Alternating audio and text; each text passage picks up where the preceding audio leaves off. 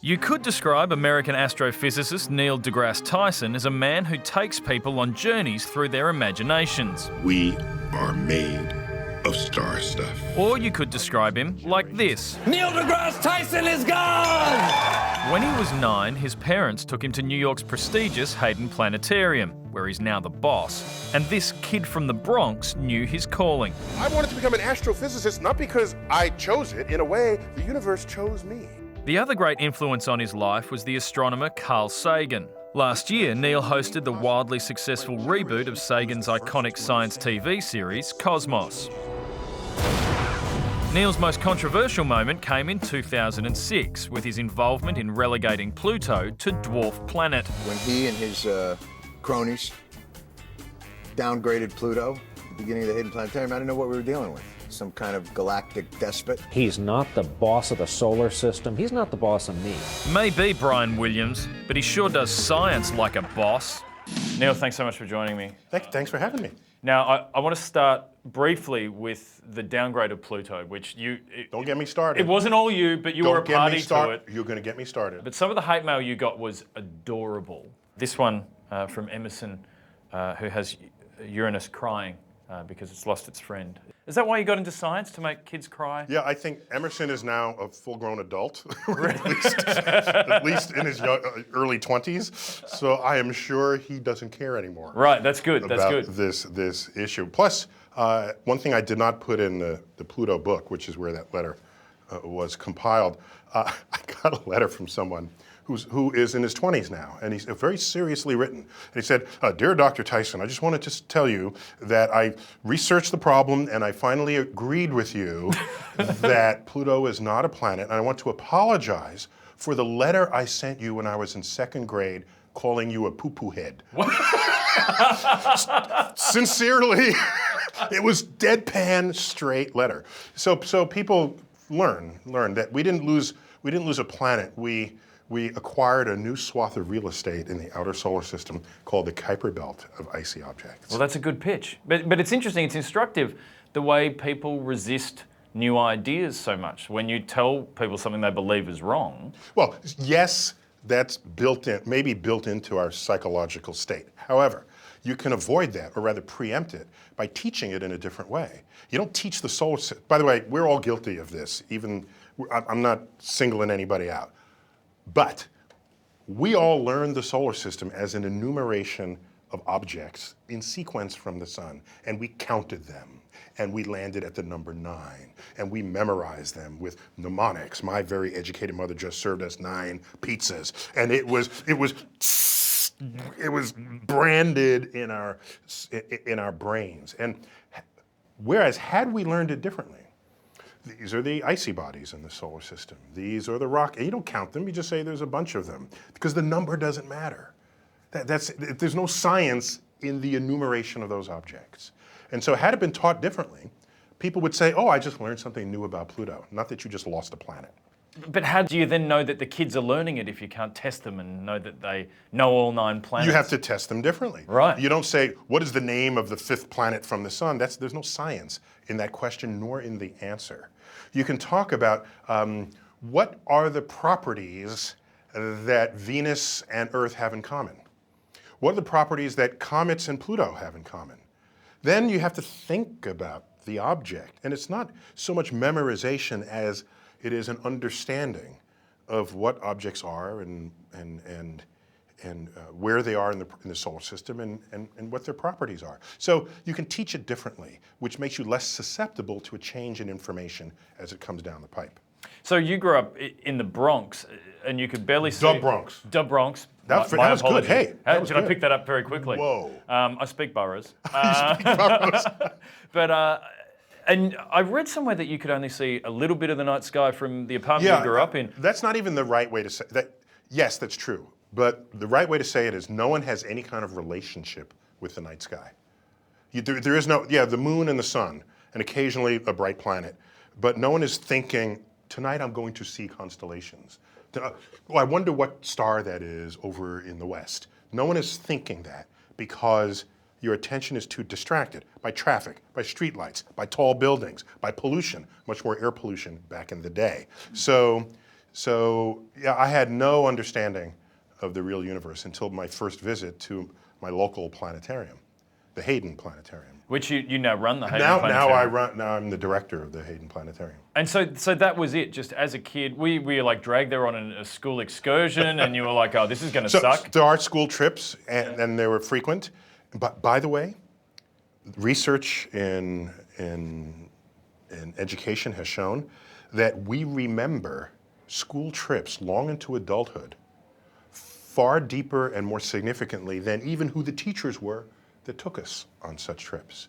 So school trips, amazing? don't you remember school trips? Yeah, all of them. You can, Every single one. From the early, I remember visiting the post office when I was in first grade and watching the letter sorter. So I don't remember who the teacher was, I don't remember my grades, but I remembered that trip. You're taken out of the classroom and put into the real world, and you have an encounter with professionals doing their jobs.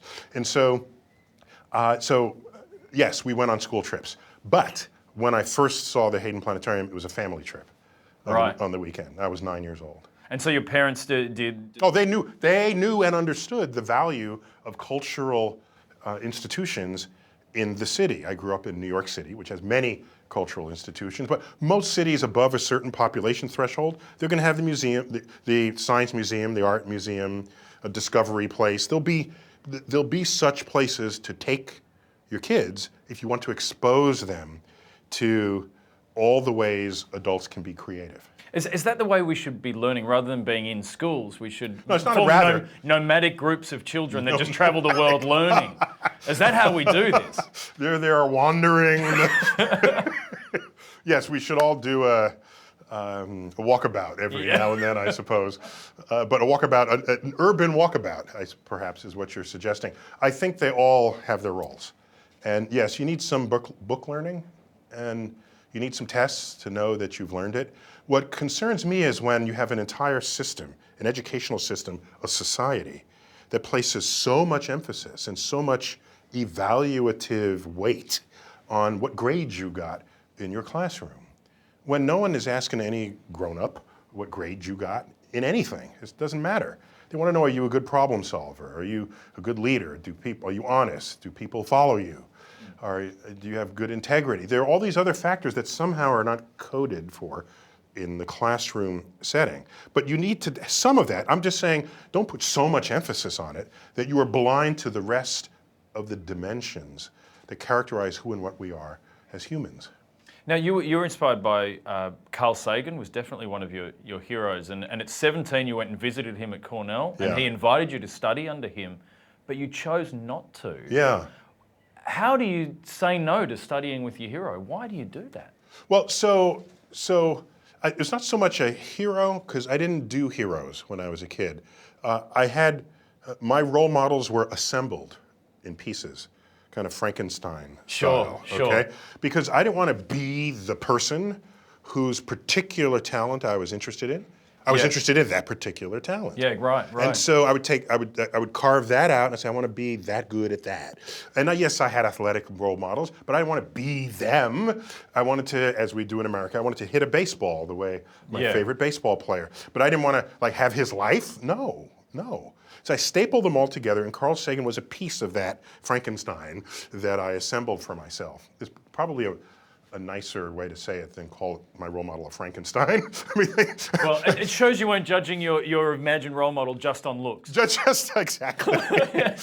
Are all the bits good? Does it function? So, people don't always follow up with the question, how come I didn't attend Cornell University, where Carl Sagan was? I ultimately attended Harvard University, which after some study, some homework that I had done, I realized they had vastly more astrophysicists working there by a factor of 4. And that's even maths I can understand. Yeah, it's factor of 4. Got it. So there'll be a test later. Yeah, good. So with the factor of 4, I thought to myself, if I go to Cornell and he leaves, because I knew enough about these kind of jobs, sometimes people get cherry-picked by other universities, then I would be at Cornell and not have the person there for whom I had intentions of studying with. Whereas at Harvard, no matter what, no matter which direction I would walk, I would bump into another astrophysicist. And I valued that. And I told him this. And he wrote me back and said, I did not make a mistake in choosing Harvard over Cornell. That was almost verbatim his language. The genius of Frankenstein was the guy that built it, isn't it? Yeah, you had the plan. You had the better strategy. Yeah, it was strategic. You're a good leg, Sagan, but I'm building a whole thing here. Is that what you're saying? Now that you put it that way, that sounds a little more crass, I think, but okay. Well, speaking of being the complete package, you were voted in 2000 by People magazine to be the sexiest living astrophysicist. Yeah. Are you happy to be objectified like that if it's for science? Well, first of all, that was like 30 pounds ago. Just let me make that clear. 15 years and 30 pounds ago. Originally, I said, yeah, is this a good thing or a bad thing? I asked myself. And then I called him up and I say, do I have to pose with without clothes on or something? I had to verify what this was all about and say, oh no, you just have whatever you work in, that's what you'll be wearing. And I said, but I want it to be respected for my mind. Yeah. Is there something about the fact that there's an astrophysicist at all on that list? You know? Yeah, so in the end, I thought to myself, this is quite harmless. I'd already established my name professionally, so that wouldn't supplant what else I would be known for. So I felt safe in agreeing. So. Were you offended that it was only living astrophysicists? Were you thinking, well, was Sir Isaac Newton better looking than me? Were you thinking that? So from all illustrations of Newton, he was a dashing chap, yeah. I would suspect. He could rock a tight. Like he really wore some good tights. They all had tights on at the time.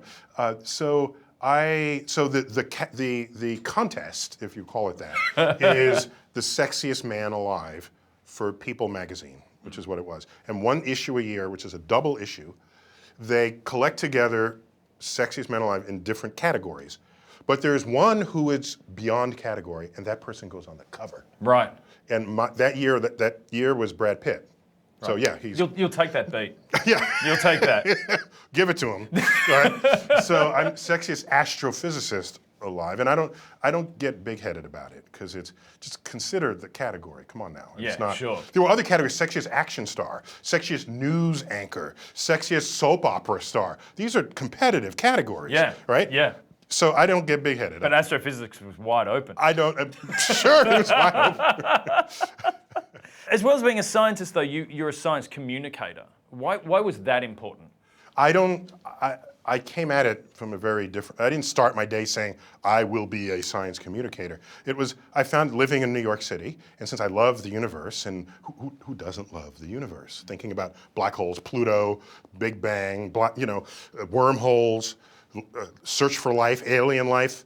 This is the stuff we do, and it's prime content for movies and for people's imagination. So I get asked all the time. And I realized if I'm going to be asked that often, maybe I should improve or enhance how I communicate this information. First, to be more efficient, perhaps, but they're coming to me with a genuine curiosity. Why don't I be a noble servant of that curiosity? And so anytime I'm asked, I go into the mode, how can I give the best possible reply? And I work at that, yes. But beyond that, when I go home, I'm not dreaming up what next way I'm going to bring the universe to the public. It is almost entirely passively rendered. I'm there minding my own business, and people come up to me. The press knocks on my door when the universe flinches. I'm flattered, but I'm not. So it's not like I started, let me become this. It was much more, I don't want to call it accidental, but it was me fulfilling my role as a servant of people's curiosity. Yeah. Well, can you fulfill some curiosity I have right now? Bring it on. Multiverse. Help me understand the multiverse. Multiverse. If you go early enough back in time and you take what we know of quantum physics, and we know in quantum physics it behaves in ways that are unfamiliar with our everyday lives. And you can have, for example, particles pop in and out of existence, and that's normal if you are small and you're exposed to quantum physics rules on a daily basis. So in the early universe, the entire universe was that small.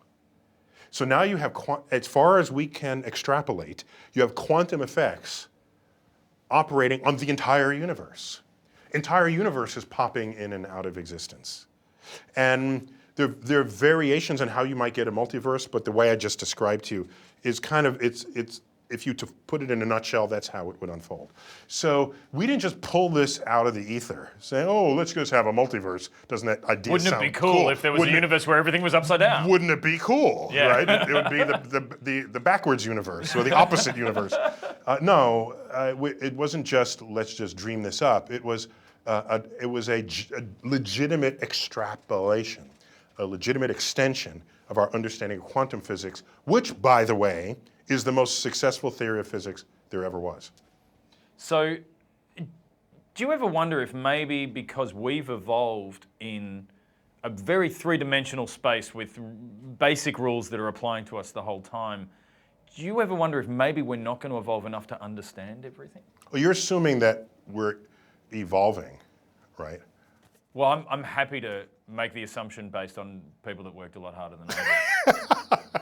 Well, to evolve into something smarter, if you can transmit being smart to your children, then, and you want to have a smarter species, then everyone who's smart has to have more babies than everyone who isn't. And that's really not how the world is unfolding. But our brains have got bits in them that were the reptilian brain that we had once upon a time, and then other bits happened over time and we got a better brain. You could imagine maybe in a million years there's a species having a conversation that says, yes, you have some of those primitive bits of your brain that ancient humans once had, way back from the 21st century. Yeah, the Facebook quadrant. No one needs that anymore. Yeah, what is that? So I occasionally wonder whether we are smart enough to figure out the universe. Who says we are? There's no requirement. There's no prerequisite. Just because we define ourselves to be intelligent, that whatever that level of intelligence is sufficient to figure out the universe itself. And there's just enough arrogance in that for us to keep going. Well, to not give up. To go, no, I'll get this. Yeah. I will crack this. That is an interesting level of arrogance, and I admire it, though it can be hubristic at times. I think that level of arrogance comes from, it has some justification because the way I think about it, the way I dig myself out of this hole that I just put myself in is saying, our intellectual accomplishments are rungs of a ladder. And so if I'm going to make the next discovery in the universe, I don't need to invent calculus in order to use calculus. Somebody else did that before me. Isaac Newton did that before me. So I climb up to that rung and see how much farther I can see. So it is the assembled intelligence of our species that comes together, which precludes the need to have to invent everything from scratch to make a next discovery. And that's one of the things that has made humans unique among species in this world. So we are collectively smart in spite of the limitations of any one individual. So humankind has applied the Frankenstein theory. Precisely. So we have been smart enough to, and there will assemble be, the pieces there will be someone to make a greater whole. Yeah. But do you think we still have that instinct to work together and be constructive and keep pursuing knowledge? Because so much of the noise that goes on are people that don't want to listen. Yeah, so there's some who could want to and choose not to, but then there's a huge fraction of the population of the Earth that is still worrying about food and shelter, that does not have the luxury to contemplate whether there's a multiverse. Imagine if we lived in a world where all 7 billion people had the luxury and freedom of thought to apply their human brains to new and emergent problems in this world. Do you ever stop and think, well, I'm the smartest guy I know, I should do that? Solve that problem. You just have the presence to know that's not what you do. Do that. Cancer researchers are thinking, I'm smart, I got high grades, and I'm working on this problem. Sure. However, some of the greatest advances in our civilization came about not because someone said, there's a problem, I want to solve it. It came about because a curious person said, here's something we don't yet understand. Regardless of whether it's perceived as a problem. Here's something we don't understand, I want to solve that problem. I want the answer to that question, whether or not it's a problem that faces us. And then you find out that that answer is like, hey, look at all the ways that that now applies to all of civilization. In the turn of the previous century, there were some things about Atoms were not fully explored. An atom was still kind of a concept. An atom. And so people worked on atoms because it was a frontier of physics. You could have said back then, why are you working on atoms? Well, do we have an atom problem today? Yeah. Is there some issue, however, that led to quantum physics in the 1920s, and quantum physics is the engine of the modern IT revolution. So here is a discovery made for its own sake that is now driving, by some estimates, a third of the world's economy in the creation, storage, and retrieval of information. What today we take for granted as our information technology revolution. So it didn't start with someone going, I just want to be able to order a car in my hand. Exactly. We had to figure out what an atom was before we got anywhere near an Uber. Exactly, and to launch GPS satellites to get proper timing on all of this. And I imagine if the inventors of this technology knew that one day there would be an app called Tinder where you can find out who you want to have sex with in the next hour using all of these technologies coming to, that would be an extraordinary extrapolation of that technology. So if they'd had that, they probably wouldn't have gotten around to sorting out the atom in the first place. They would have Why do we need the atom? I got this. I got everything I need here. Exactly. Neil deGrasse Tyson, thank you so much for your time. All right. Thanks for having me.